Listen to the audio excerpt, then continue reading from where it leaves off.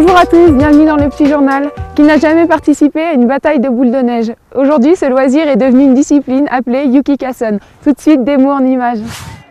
Les munitions sont prêtes, on enfile les casques et les lunettes de protection, et c'est parti pour le Yuki-Kasen. Importé du Japon, ce jeu n'est pourtant pas inconnu en France. Il s'agit tout simplement d'une bataille de boules de neige dans les règles de l'art. Les règles sont assez simples, c'est 2 équipes de 7, le terrain est délimité avec des obstacles de neige ou des banderoles comme là. Et l'objectif en fait c'est d'aller chercher le drapeau en face sans se faire toucher par une boule de neige. Et donc on est limité en temps, on a 3 minutes et on est limité dans le nombre de boules, on n'a que 90 boules par équipe aussi. Mais avant de se battre, il faut préparer le terrain et surtout les munitions. Avant la partie, on doit faire les boules. Et ensuite, les boules elles nous servent pour nous défendre. Pendant la partie, on doit aller chercher notre drapeau sans se faire toucher.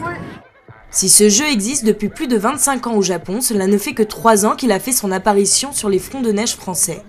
Tandis que les enfants en raffolent, les parents se laissent vite prendre au jeu. En général, les gens envoient les enfants. Et une fois que les enfants poussent un peu avec leurs parents, etc., les parents commencent à rentrer sur le terrain et se rendent compte que c'est un véritable sport, comme ça l'est reconnu dans une dizaine de pays à travers le monde. Au-delà du sport, c'est également l'aspect stratégie qui attire les adultes. C'est un sport d'équipe, donc vaut mieux adopter une bonne stratégie avec des gens qui sont plus en défense, d'autres plus en attaque, se passer des boules, bien se protéger et attaquer le drapeau. On essaye de poser quelque chose pour dire d'avancer, éviter de se faire toucher et puis aller chercher le fanion. Il y en a un qui reste là-bas, on défend. Pour le plaisir des plus grands comme celui des plus petits, le Yuki-Kasen n'a pas fini de faire parler de lui. C'est la victoire des Rouges! Christian Réverbel, le directeur des FIS, vous présente la semaine à venir. Bonjour et bienvenue chez nous, Alpe d'Huez, Grand Domaine Ski avec un hiver particulier avec beaucoup de neige, toujours de la neige, encore de la neige, plus d'1,91 m au pied des pistes et 4,20 m au sommet du glacier, des conditions hivernales. Je peux vous dire qu'à 3000, la neige est froide et que autant sur le Pic Blanc que sur la piste de Sarenne, les conditions sont extraordinaires. Donc bienvenue pour cette belle semaine, normalement le beau temps revient, demain il devrait faire beau. Mardi on aura peut-être un petit épisode neigeux, vous allez me dire ça va changer, histoire de rire, mais bon la semaine devrait être normalement belle et le redout est annoncé.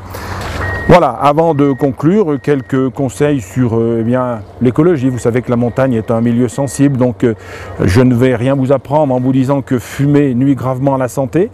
Mais ce qui est encore plus gênant en matière d'écologie, c'est de jeter son mégot n'importe où. Vous dire aussi qu'une canette en aluminium, ça met 500 années à se dégrader. Les déchets perturbent dangereusement l'écosystème et n'abandonnez pas vos déchets n'importe où sur les pistes, mettez-les dans vos poches. Sachez simplement que l'association Montagne Radar qui protège la montagne ramasse chaque année, et nous en faisons partie, 5 à 6 tonnes de déchets. Et chaque année, plus de 200 kg de mégots sont ramassés au printemps dans nos alpages. Voilà, sachez-le, donc les mégots, dans les cendriers de poche où on s'abstient de fumer, ça va beaucoup plus vite. On va terminer avec le dicton du jour. Belle journée en avril, c'est le cas. Prépare un mois de mai fertile. Vous allez me dire en mai ça sera trop tard, la station sera fermée, mais bon, vous aurez encore du plaisir à prendre quand même.